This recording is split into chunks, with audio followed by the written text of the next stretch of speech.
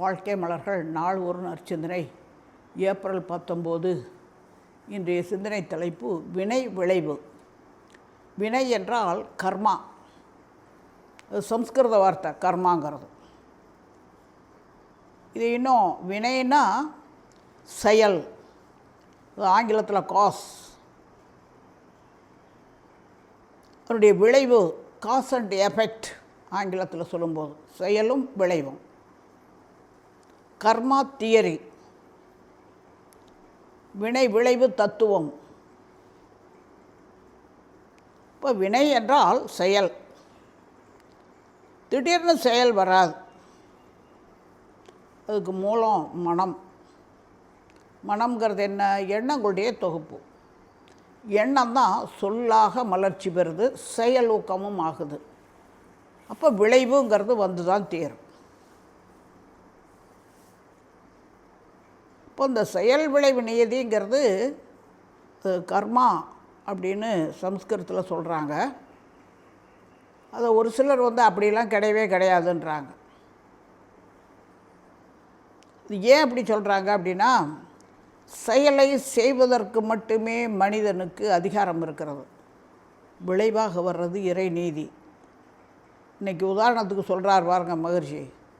நீங்கள் கடுகு போடுறீங்க, சின்ன பொருள் தான். ஆனால் அது முளை வெளியே வர்றதுக்கு கிட்டத்தட்ட ஒரு 15-20 நாள் ஆகி போயிடும். ஆனால் ஒரு பெரிய விதை தான் மொச்சக்கொட்டை, தட்டைப்பயிறு, கொண்டக்கடலை, பாசிப்பயிறு, இதையெல்லாம் முளை கட்டி வைக்கிறோம். அடுத்த நாளே வந்துடுதே. இப்போ அதனுடைய தன்மைக்கு தகுந்த மாதிரி அது விளைவு வெளிப்படுது. அது தெரியறதில்ல மனிதருக்கு. ஏன்னா நிறைய பேர் சொல்லக்கூடிய வார்த்தைகள் பூரா தப்பாக பண்ணுறாங்க, பூரா கேடு தான். அவங்க செய்கிறது பூரா தனக்கும் குடும்பத்துக்கும் சமுதாயத்துக்கும் எல்லாம் கேடு. ஆனால் அவங்க தான் ஏசி காரில் போகிறாங்க, ஏசி பில்டிங்கில் இருக்கிறாங்க, ஒரு வேலையும் செய்கிறதில்ல, சும்மாவே படுத்து தூங்கிட்டு சோறு தின்னுட்டு நல்லா சப்பர பஞ்சத்தில் தூங்கிட்டு இருக்காங்க. அவங்க செய்கிறது பூரா அக்கிரமம் தான். அப்புறம் எங்கே போய் கர்மா தியரியை நாங்கள் ஏற்றுக்க முடியும்? அதெல்லாம் கிடையாது. இப்படி சொல்கிறவங்களும் இருக்காங்க. காரணம் என்னென்னா, அதை தான் இன்றைய விளக்கத்தில் சொல்கிறார். இன்றைக்கி செயல் செய்கிறோம் அப்படின்னா அது எப்போ விளைவாக வரும்? பல முறை மகரிஷிகிட்ட கேட்ட கேள்வி இது.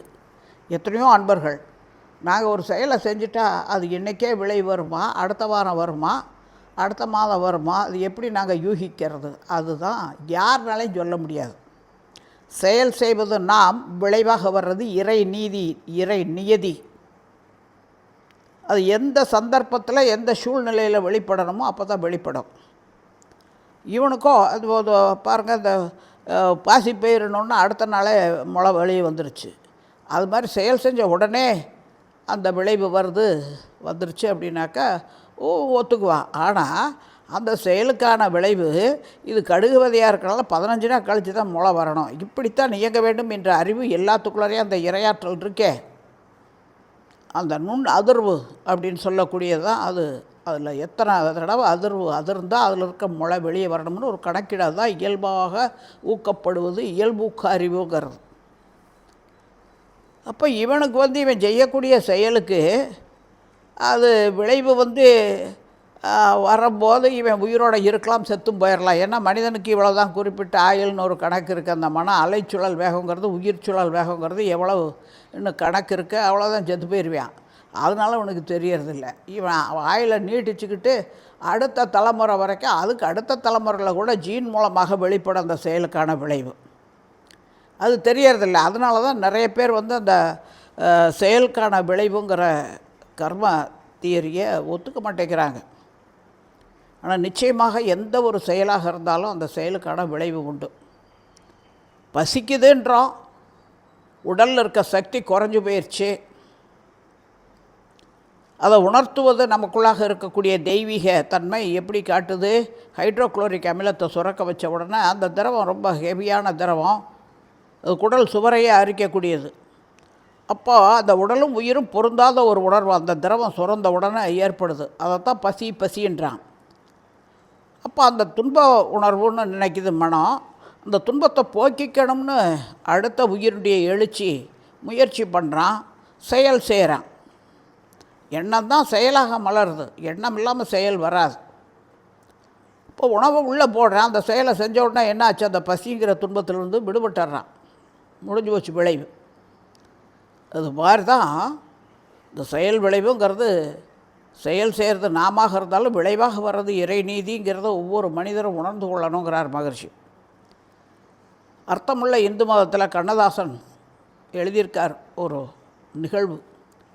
அவரும் அன்பிற் தர்மலிங்கம்ங்கிறவரும் சிறைச்சாலையில் போய் கைதிகளை பார்க்குறதுக்காக போனாங்களாம். இது ஏதோ ஒரு கட்டுரை எழுதணுங்கிறதுக்காக போயிருக்காங்க. அப்போது ஒரு ஃபேமஸான ஒரு வழக்கு நடந்து அடுத்த நாள் தூக்கில் போட போகிறாங்க ஒரு 5-6 பேர்.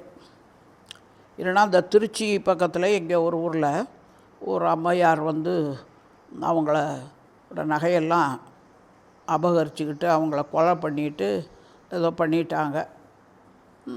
இந்த அதுக்கு சம்மந்தப்பட்டவங்கன்னு சொல்லி அந்த ஒரு குழுவாக தான் போவாங்களாம், ஒரு குரூப்பாக.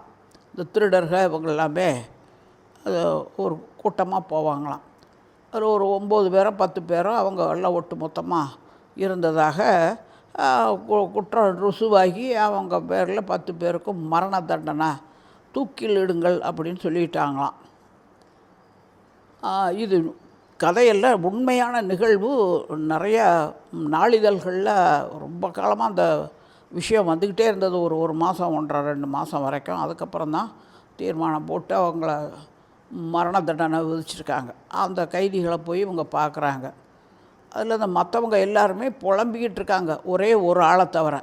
ஐயோ, என் பொண்டாட்டி என்ன பண்ணுவா, நான் என்னை நாளைக்கு தூக்கில் போட்டான்னா என் பிள்ளைகளை வச்சுட்டு என்ன பண்ணுவா, ஐயோ எங்கள் அம்மா அப்பா என்ன பண்ணுவாங்க, ஐயோ எங்கள் அண்ணன் தம்பி, இப்படி ஆளுக்கு அழுகையும் கண்ணீருமா. மிச்ச பேரெலாம் ஒரே ஒருத்தர் மட்டும் ஒன்றுமே சொல்லலாம், பாட்டுக்கு மண்ணாங்கட்டி மாதிரி உட்காண்ட்ருக்கேன், அழுகவும் இல்லை புலம்பவும் இல்லை, ஒன்றும் பேசாமல் உட்காண்ட்ருக்கேன். அந்த ஒரு ஆள்கிட்ட போய் இவங்க 2 பேரும், கண்ணதாசனும் அன்பில் தர்மலிங்க ஐயாவும் 2 பேரும் போய் கேட்குறாங்க, என்னப்பா எல்லாரும் கத்தி கதறிக்கிட்டு இருக்காங்களே, நீ நாளைக்கு சாக போகிறையே, உனக்கு அது சங்கடமாக இல்லையா, பயமாக இல்லையா, வருத்தமாக இல்லையா, துக்கமாக இல்லையா, கஷ்டமாக இல்லையா மனசுக்கு அப்படின்னெல்லாம் கேட்குறாங்க.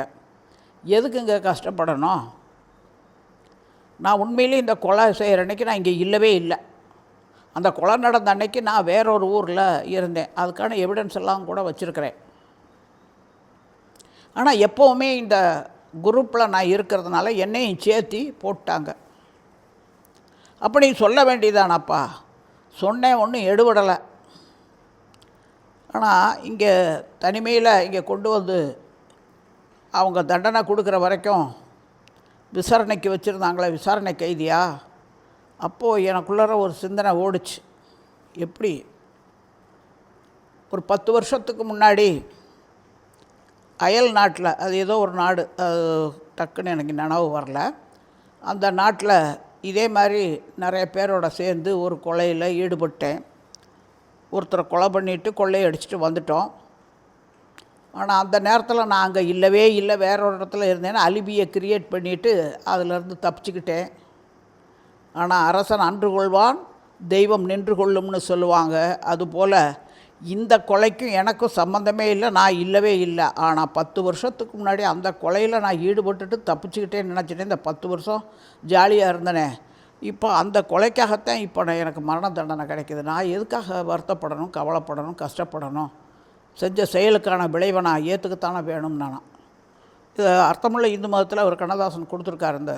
அதுபோல் அந்த ஏற்றுக்கொள்ளக்கூடிய திறனை வளர்த்து கொள்ளணும் ஒவ்வொரு மனிதரும். தான் செய்கிறது தப்பு அப்படிங்கிறது. அப்போ தப்பே செய்யாமல் வாழ முடியுமா? நிச்சயமாக முடியுங்கிறார் மகரிஷி. வினைக்கு விளைவு உண்டு, வினையில்லா விளைவு இல்லை, விளைவு இல்லா வினை இல்லைம்பார். அந்த வகையில் செயல்களுக்கு மூலமாக இருக்கிறதோ மனம் எனும் குணம். அப்போ அந்த மனம் என்பது எண்ணங்களின் தொகுப்பாக இருக்குது. எண்ணத்தை கரெக்ட் பண்ணிட்டோம்னா எல்லாம் சரியாயிடும். ஒரு முறை ஆழியார் அறிவுத்திருக்கோயிலில் மாணவர் திறநோக்க பேச்சு நடக்குது. அப்போது அந்த பையன்கிட்ட பொண்ணுக்கிட்ட எல்லாம் கேட்போம் நாங்கள் ஆசிரியர்கள், இடைவேளை நேரத்தில் அவங்க நம்மக்கிட்ட ஏதாவது சந்தேகங்கள் கேட்பாங்க. அந்த மாதிரி ஒரு தம்பி வந்தார் என்கிட்ட, சொல்லுப்பா என்ன விஷயம் அப்படின்னேன். நான் இப்போ 11ஆம் வகுப்பு படிக்கிறேனுங்க, எனக்கு எப்போ பார்த்தாலும் யாரையாவது கொலை செய்யணும்னே இருக்குது, எண்ணம் வந்துக்கிட்டே இருக்குது அப்படின்னா. அப்புறம் ஏதோ சொன்னான். எனக்கு அதெல்லாம் பூராத்தையும் விலாவரியாக சொல்கிறதுக்கெல்லாம் நேரம் இல்லை இப்போ. சரி, எல்லாம் சொல்லி முடித்த பிறகு அப்புறம் நான் கேட்டேன் அவன்கிட்ட, சரிப்பா உங்கள் அம்மா அப்பா என்ன பண்ணுறாங்க அப்படின்னு கேட்டேன். எங்கள் அப்பா ஜெயிலில் இருக்காருன்னா. ஏன்டா, என்ன தொழில் செஞ்சுக்கிட்டு இருந்தார்?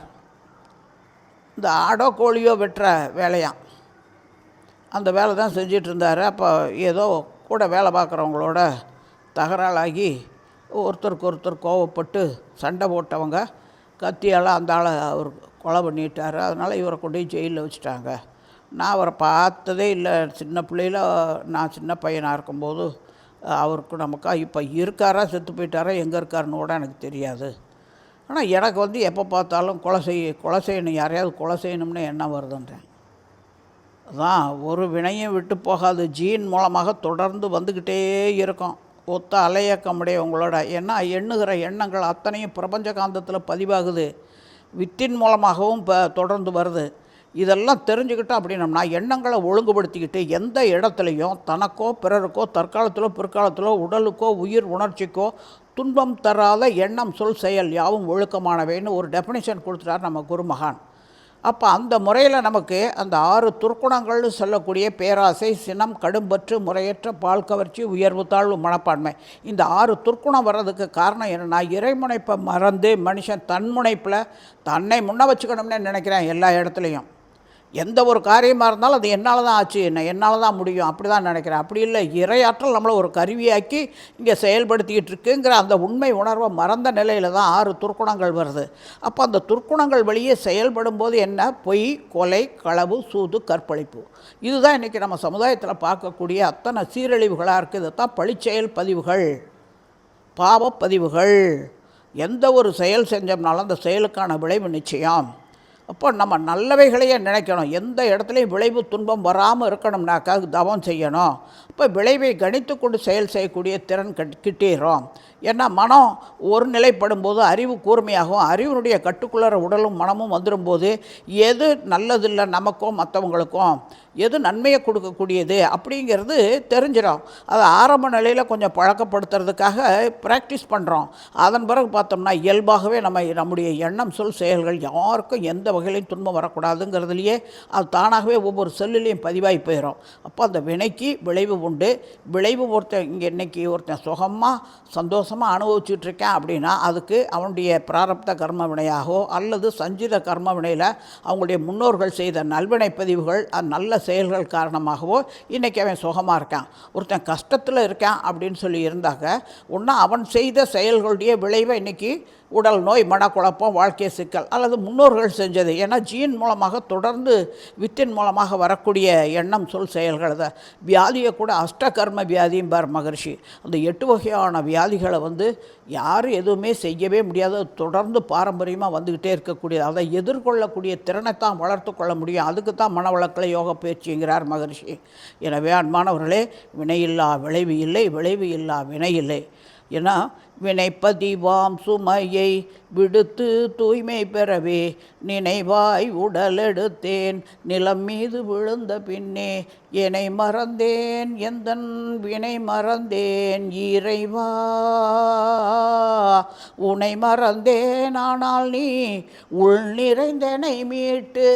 ஏன்னா அறிவனுடைய கட்டுக்குள்ளற அறிவுங்கிறதான் தெய்வம். அந்த தெய்வத்தை தான் உனை மறந்தேன், அறிவுங்கிற நிலை கெட்டு மனம்ங்கிற இதில் இருக்கிறதுனால தான் பழிச்செயல்களாக செயல் செய்கிறோம். அதனுடைய விளைவு வருது. நான் அப்பப்போ என்னுடைய பழக்கத்தின் காரணமாக மறந்துட்டா கூட நீ எனக்குள்ளாக இருந்து மீட்டுவாயாக. எப்படி தவம் செய்ய செய்ய செய்ய அந்த நிலை தானாகவே கிட்டிவிடுங்கிறத தான் பல விளக்கங்கள்லேயே மகரிஷி நமக்கு கொடுத்துருக்காங்க. எனவே நம்ம செயல் செய்கிறது எந்த மாதிரியான செயல் செஞ்சோம்னா எந்த மாதிரி விளைவு வருதுங்கிறத முன் அனுபவம், தற்கால சூழ்நிலை, பிற்கால விளைவு மூன்றையும் கணிக்கக்கூடியதாக இருக்கக்கூடிய 6வது அறிவு முழுமை பெற்ற அறிவாக மனவளக்கலை பயிற்சிகள் மூலமாக தேர்ச்சி பெற்றவர்களாக இருக்கோம். அதனால் எந்த இடத்துலையுமே விளைவை கணித்து கொண்டு செயல் செய்யக்கூடிய திறனை பெருக்கிக் கொள்வதற்கு நாம் எடுத்துக்கொண்டுள்ள பயிற்சி நமக்கு உதவியாக இருக்கும் என்பதை இன்றைய சிந்தனையில் மகரிஷி நமக்கு உணர்த்துகிறார். மேலும் சிந்திப்போம், தெளிவு பெறுவோம். வாழ்க வளமுடன்.